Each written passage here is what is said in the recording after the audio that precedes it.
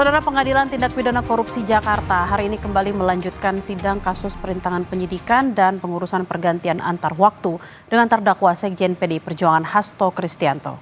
Ex-Ketua KPU Arief Budiman bersaksi dalam sidang hari ini.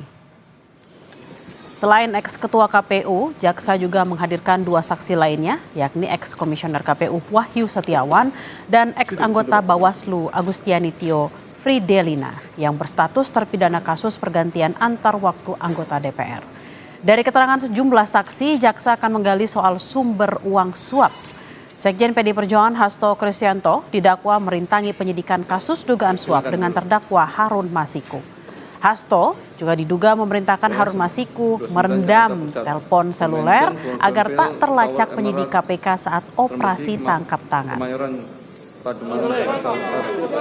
Ketua DPP PDIP Ganjar Pranowo turut hadir dalam sidang Hasto Kristianto di Pengadilan Tipikor Jakarta Kamis pagi.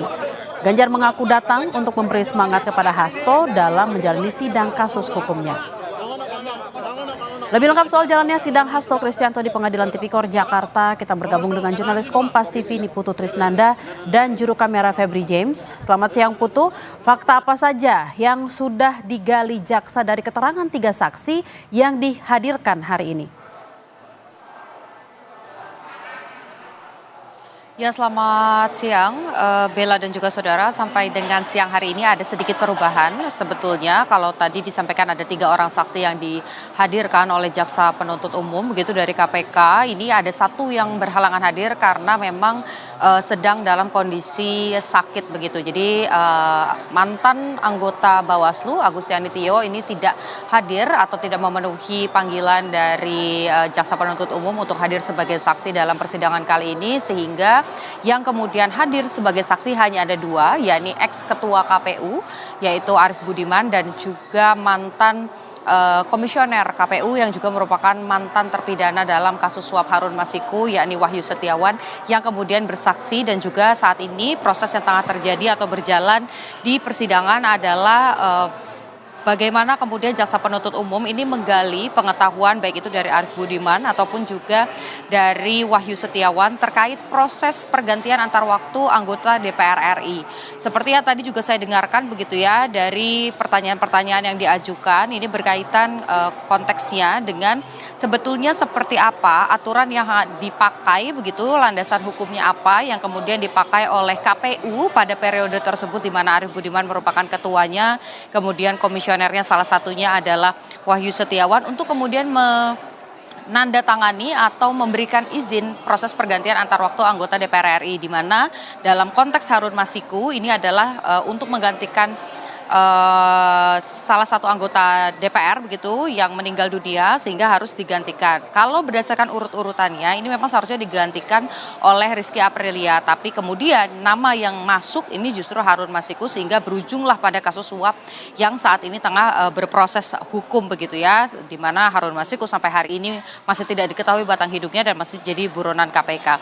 Dan tadi yang disampaikan bahwa memang pada awalnya Wahyu Setiawan yang merupakan mantan kader PDI Perjuangan atau juga memiliki kedekatan dengan PDI Perjuangan ini sudah menjelaskan bahwa itu tidak bisa dilakukan, Harun Masiku menggantikan pihak yang kemudian meninggal dunia karena memang ada di urutan yang cukup rendah begitu jika dibandingkan dengan Rizky Aprilia, sehingga seharusnya adalah nama Rizky Aprilia yang menggantikan. Tapi karena pihak tersebut meninggal sebelum penetapan sehingga ada kerancuan dalam landasan hukum. Oleh karena itu pihak dari partai yaitu PDI Perjuangan ini bersurat, di mana surat itu ditandatangani oleh Ketua Umum dan juga Sekjen Partai untuk meminta kepada Mahkamah Agung terkait dengan fatwa tersebut. Ini seperti apa landasan hukumnya ketika misalnya calon yang kemudian sudah terpilih memiliki suara terbanyak meninggal dunia sebelum ditetapkan sebagai anggota DPR RI begitu, sehingga yang kemudian dikeluarkan oleh MA adalah ketika ada proses seperti itu, ketika ada situasi seperti itu, maka nama penggantinya ini dikembalikan kepada partai politik. Nah, ini yang kemudian tadi sebelum saya keluar dan juga melaporkan kepada Anda, Bella dan juga saudara, ini yang sedang digali oleh jaksa penuntut umum terkait dengan bagaimana aturan-aturan pergantian antar waktu. Bukan hanya itu saja, tadi juga sempat digali begitu terkait dengan hubungan Harun Masiku, bagaimana komunikasinya dengan Wahyu Setiawan, karena ini yang kemudian menjadi pihak yang melakukan suap begitu ya. Tapi tadi disampaikan dengan tegas beberapa kali oleh Wahyu Setiawan bahwa Wahyu Setiawan ini tidak pernah bertemu secara langsung dengan Harun Masiku, melainkan dengan pihak-pihak lain begitu. Komunikasi-komunikasi yang dilakukan ini juga dengan pihak lain, tapi bukan dengan Harun Masiku, tidak secara langsung, ataupun juga komunikasi lewat saluran telepon begitu. Ini yang tadi masih terus digali oleh jaksa penuntut umum.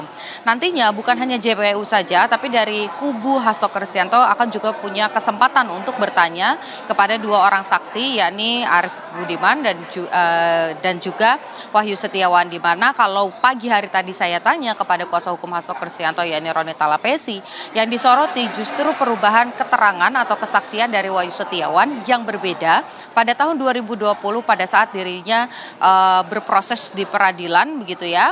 Dan sudah ingkrah juga, di mana dinyatakan tidak ada keterlibatan sekjen sama sekali. Tapi pada 2025 kalau melihat dakwaan yang disampaikan oleh jaksa penuntut umum, ini ada keterangan yang mengarah bahwa Hasto Kristianto ini juga ikut melakukan proses suap tersebut, di mana ada sekitar 600 juta rupiah yang diberikan oleh Hasto Kristianto untuk diberikan ke Wahyu Setiawan agar nama Harun Masiku ini bisa menggantikan Rizky Aprilia dan maju sebagai anggota DPR RI pada periode tersebut. Nah, ini yang kemudian nanti akan digali oleh kubu Hasto Kristianto. Prosesnya masih panjang karena ini masih gilirannya jaksa penuntut umum. Nanti akan ada giliran hakim juga untuk melihat kesesuaian bukti-bukti dan juga pernyataan-pernyataan dari kedua saksi. Dan tentu saja ini nanti akan menjadi bahan pertimbangan hakim dalam memutuskan di akhir proses masa persidangan apakah Hasto Kristianto ini memang betul melakukan proses suap, kemudian juga ada proses perintangan penyidikan. Tapi kalau kita lihat dari saksi yang dihadirkan hari ini,